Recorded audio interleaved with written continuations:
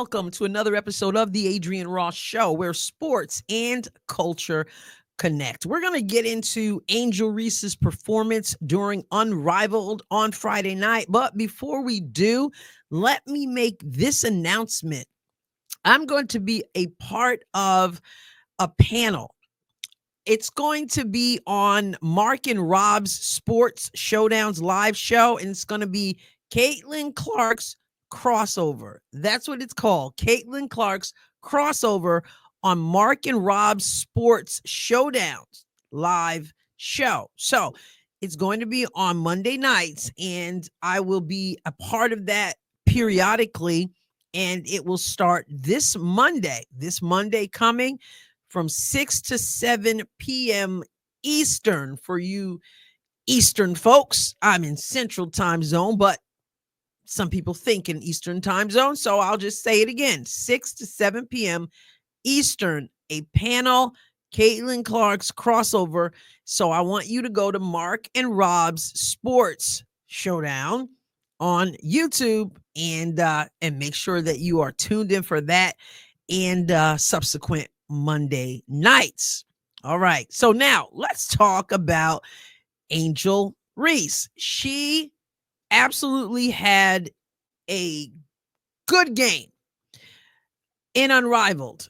Her Rose BC club played against the then undefeated Lunar Owls, starring Napheesa Collier, has Skylar Diggins-Smith, and nobody has been able to beat the Lunar Owls. I mean, even in the one-on-one tournament, Napheesa Collier took the title, okay? But Angel Reese and company came to town and took care of business. And now there is no undefeated team left in Unrivaled. Angel Reese's line in this 72-63 win is found right here. Angel Reese. And this is so dark, you probably can't see it, so I won't highlight it. She went 10 for 19 in this game. She scored 22 points in 23 minutes and had 21 rebounds. 21 rebounds, 22 points, 2 assists, 1 steal, 1 block, 23 minutes, 10 for 19 from the field. She fouled out of this game, but it was quite the game from Angel Reese. And let me just say this. The Lunar Owls did not look like the team we have been watching. Napheesa Collier had 16 points, which for some people is a lot, but for Napheesa, it's not. And she didn't seem like herself. She didn't play like herself, but let me explain this. The Rose team started out strong. They started out strong, okay? But the Lunar Owls started out, as Napheesa Collier started out, she picked up 3 fouls in the first quarter. That has something to do with how the game was going. Again, Rose started out strong, but Napheesa Collier having to go to the bench in the first quarter definitely played a factor. And then going into halftime, Napheesa and her team picked up momentum a little bit, but Rose was just on a mission. And the mission was accomplished because they finished what they started. As far as Angel Reese's performance, I just shared those stats. Now, watching her play, I gotta say, now listen, I know there are people who give commentary on these things who don't watch the games. They check out the highlights and they comment on the highlights or they read articles, but I watch the games. I go live for the games. We were live last night, so I know what I'm talking about because I saw it, right? Angel Reese shows improvement. She's still shooting some layups from the hip. It's painful to watch when she does that. It really is, because I've never seen anything like it. But she wasn't doing that each time. She's still doing it some, but there were times when it was a little bit higher and it looked better. And then there were times when she got the rebound and she didn't bring it down. She tapped it back up. So it seems to me that she's expanding her game some. Now, for those whose take is that Angel Reese is, she's just outshining Napheesa Collier because of this one game, let's not get it twisted. It was a good game on Angel Reese's part. But Napheesa Collier, as I've said before, is a grown woman among little girls in this league. And in the WNBA, she's a phenomenal player who does not get the shine she deserves. She's leading stats in this league in a huge way. Not even close. Let's take a look. Let's just look at points per game here. As you can see, Napheesa Collier leads everyone. 27.8 points per game, right? Angel Reese, that's number one. Angel Reese is number 20. She's number 20 on the list. And I say that only because, let's not get it twisted, Napheesa Collier is not being taken to school by Angel Reese, although Angel Reese took it to her last night. And I'm not going to take that away from her. But let's keep this thing in perspective, please. Okay. Now, I want to show some of the highlights for Angel Reese, and I want to talk a little bit about her attitude during this game, toward the end of the game and after the win.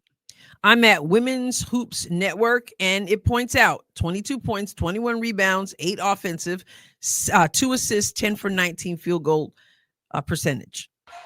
Angel's done a terrific job. Of course, the scoring, efficiency, shooting that in the tough spot along the baseline. Gray, the off-balance ball away along the baseline. board for Reese, leading the league in that category. Come on, her. I want to go back to this before I continue, because Angel Reese fouled out of the game, and we're going to get to that in a moment, but she didn't seem to believe that what she did was an offensive foul. It was, and it was one that she usually gets away with, because I've seen it a lot. And here she got away with it. Now, at the end, when she fouled out of the game, she did not get away with it. But just take a look at this. Napheesa Collier is guarding her. This is an offensive foul here that does not get called. Along the baseline, board.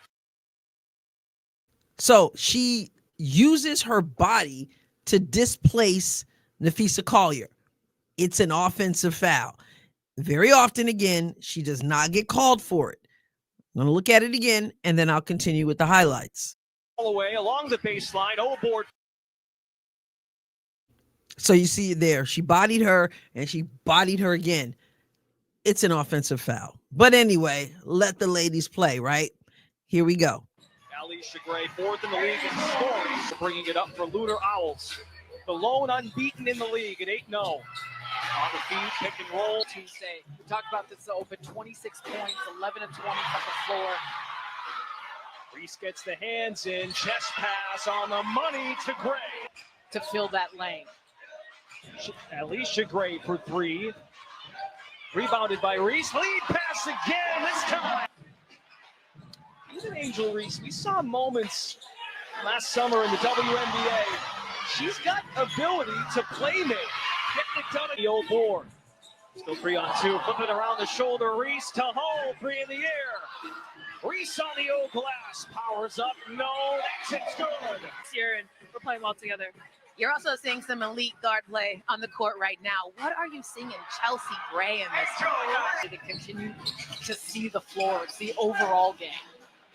4 double-doubles now on the year. Reese the finish. 3 fouls. We approach a minute to go. Sykes got the steps. Feeds Reese. Leading in for 2. 2 top 5 rebounders here now squaring off out of the triple threat position. Reese banging around inside. Reese looking for space. Blocked by Collier. Reese stuck with it. It's a 6-point game. Collier can make it a 1-possession game. Rebound Gray. Shoots it out of a cannon. Angel Reese scores. Job and their pressure both on the ball and off the basketball. Reese completes. So you see there that Angel was able to score in an array of ways, and not just score, but also bring the ball up the floor, kick the ball out, drop step to the basket, keeping in mind that Napheesa Collier was in foul trouble. And so they were smart to take it to go hard to the basket. That's what you would want to do, obviously, with Napheesa in foul trouble. So we have to keep that in mind also. But there were an array of things. I mean, the lead pass, looking up the court. It was one time Chelsea Gray, she was right there waiting for the ball to come to her. Angel just brought the ball. Angel just not brought the ball up. She just boom, passed the ball ahead. So there were some good things there. And if you are with my my lives at all, I just call it as it is. There are some people who don't want to give her credit for anything, and there are some people who overdo it. I'm just going to call it what I call it. It was a good game. But these folks who act like the world was totally, I don't know, set ablaze when Angel Reese makes a layup, it's got to stop. And like I said last night, I find myself doing it too, because we have seen her miss so many layups and the form be so off that when she makes layups, we act like somebody just discovered the new world. And it's wild when it comes from, random people. But when it comes from Lisa Leslie, you got to kind of wonder, like, what is going on? I know she's working with Angel. I know she said on Angel's podcast that we got to fix the layups. That's something that's fixable, etc. But she's there at Unrivaled in the studio at the desk, supposedly to comment on the play of the game, and yet she's sounding like Angel's coach, but that's not her role there in Unrivaled at the desk. And she's also sounding a little bit like a fan, which is fine, but not in your role. And it also makes Angel look a little bit pathetic, I think, as we talked about last night, that when she does something good, it's like she's not expected to do it. She's a professional basketball player. One of the things Lisa Leslie says a lot is she really wants to get better. She wants to get better. And it just sounds kind of pathetic. Like, Angel, show her a little bit more respect than that. It just seems kind of like we're talking about a sixth grader, and she's doing so much better. She wants to be better. Look at that. She made this layup. It's kind of weird. But let's take a listen at Lisa Leslie at halftime, just a little bit of this and her reaction to the way Angel Reese was playing in the first half.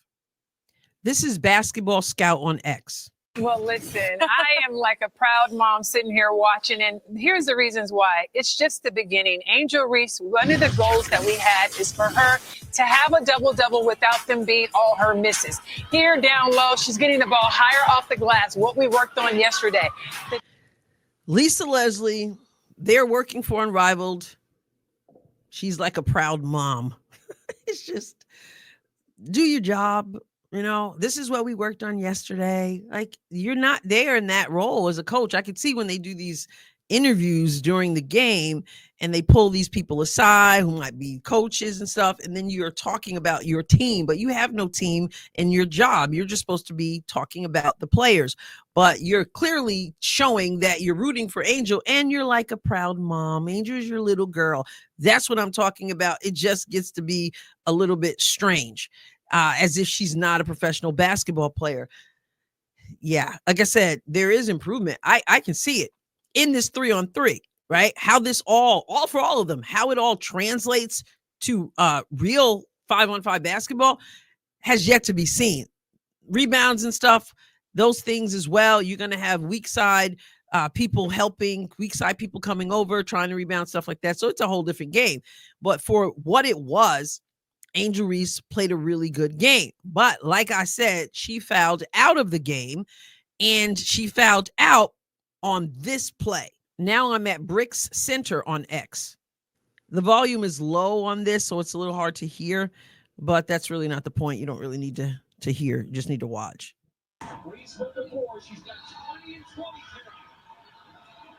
So that was called an offensive foul. And I showed you before where she had an offensive foul, got away with it. She doesn't get away with it here. And lots of conversation about whether this is an offensive foul or it's not an offensive foul. We'll look at it again. It's an offensive foul. She uses her body. She also has her arm. She uses her arm to knock into Napheesa Collier to create space. And it is an offensive foul. She didn't think so. We'll get to that in a moment. But here it is again. Reese with the 4. She's got 20 and 20 tonight. So Napheesa Collier's guarding her. I don't know if you can see it. Angel, you see her arm? There's her arm right here. Here's her arm right here. This is the arm she uses to knock over Napheesa Collier. It is an offensive foul. So now you're going to be able to see she wants it challenged, but the way she acts toward her coach is really, let me just show it to you. You can come up with the adjective you feel fits. That would be her 6th. She's trying to convince her head coach to challenge. So there she is, yelling in her coach's face, smacking her hand, slapping her hands in her coach's face. I'm pretty sure she's not telling her coach off, but she's being very demonstrative in her coach's face, wanting her to challenge this, smacking her hands, slapping her hands. And you can hear her coach is telling her to calm down, calm down. And she's telling her that because she's out of line, smacking and in her hands, in her face, and banging her legs and screaming at her and turning around. And the coach is like, calm down, calm down. Anyway, no challenge won there. She fouled out of the game. So this is where I say good game, bad attitude, nasty attitude there. And we're not even, I didn't even get to the nasty part yet. That was a bad attitude. That was a bad display. It reminds me, listen, I know emotions get in the way at times of behaving a certain way, but I remember coaching, and I remember a player in particular who was extremely passionate. And if she had to come out of the game at times, or there was a call she didn't like, or whatever the case may be, it could be a number of things. And there was a timeout and she was frustrated. That doesn't matter. So, obviously as a coach, you hold your hand out to, give them some dap, whatever. And the players, my bench players, would get up and do the same thing. Everybody's high five. But she would come out of the game or come over to the timeout, and she'd have to walk down the bench, and she would just slap my hand like that. So if my hand was out, instead of like, showing that love and that respect, it would be like, she would just smack my hand or, kind of do like that. And I was just like, okay, we're going to have to get to the bottom of this. And I had to say to her and to the team as well, I said, if anybody ever does this again, I don't care who you are. I don't care what your role is on the team. If you walk off the court and I have my hand out and you smack across my hand, like blow me off like that, or fling my hand away like that, you might as well get comfortable on the bench, because that's where you'll be. You're not going to show me up in that way. Well, coach, it doesn't mean that. It just means I don't care. It's disrespectful. It's inappropriate. And your behind is going to be on the bench. And therefore, you're going to let your team down. You are going to let your team down. Don't come at me and say, oh, coach, we really needed her in the game, but you made her sit. No, it's your decision to make. You decide how you're going to behave, but you're not going to be showing me up in front of fans. You're not going to show me up in private either. You're just not going to do it. So Nola Henry, she kind of comes off like she's more their friend than anything, from what I can tell. But in any case, it's just not a line. It's out of line. It's a bad look. And she was wrong. It was an offensive foul. And even if you don't think it was an offensive foul, because there are differing opinions there, well, there are only two. Either you think she did or she didn't. She did. But either way, you don't respond that way in your coach's face. But I don't even think that was as bad, I don't think, as what she did after they won the game. Here I am at Quinn on X, and he wrote Angel Reese as a villain. so that you understand what's going on here. The Lunar Owls, like I said, they had been undefeated, and they have this call. And I don't know if all the teams have a call, but they have a call. I think I've heard another team give the call, but we got to hear their call a lot more because they've done a whole lot of winning. And it's something, and I always joke about it during the live streams. It's like hooty hoo, hooty woo, or something like that. I guess it's supposed to sound like an owl. And so after defeating the team, this is what we got from Angel Reese.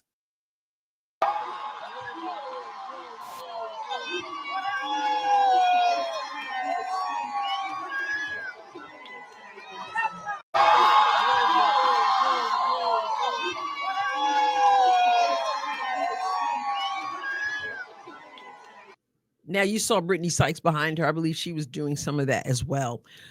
So Angel was mocking the Lunar Owls, mocking their call, and they do it a lot when they win. And so you have a great game, and you are a spoiler in that you take down the number one team with the number one player and a co-founder in the league. And instead of showing some class, you mock them as you're walking out of the gym. I just find that I just find it low. One of the things I would say about playing is that you learn about people and how they win and how they lose. Some people have learned, believe it or not, seems harder, but it's really not, I guess. Some people, they learn how to lose with grace.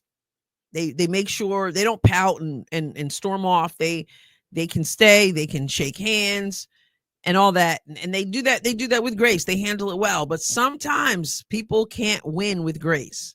They can't have the same kind of class when they win. And they mock the other team. I don't like it.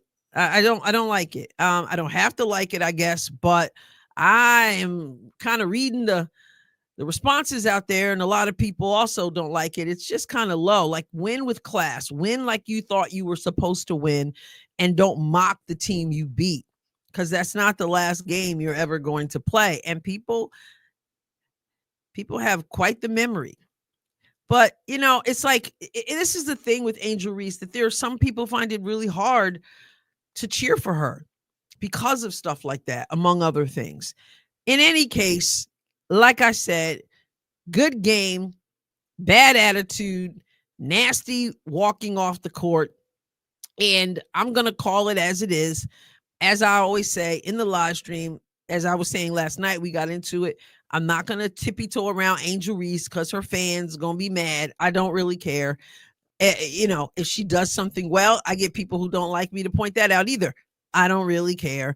I'm going to be able to call it. I'm not going to tippy-toe around her. I'm not going to buy into the soft bigotry of low expectations. I expect her to be able to play like a basketball player, to be treated like a basketball player, not to be treated as if she's somebody's child and, oh my goodness, she made a layup and I feel like a proud mom. And I'm not going to tippy-toe around her when she shoots layups from her hip.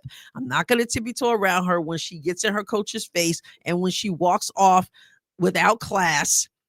And I'm also not going to tippy-toe around when she drops the stats that she dropped, which were impressive. Once again, 10 for 19, scoring 22 points and 21 rebounds in 23 minutes. That's some good work.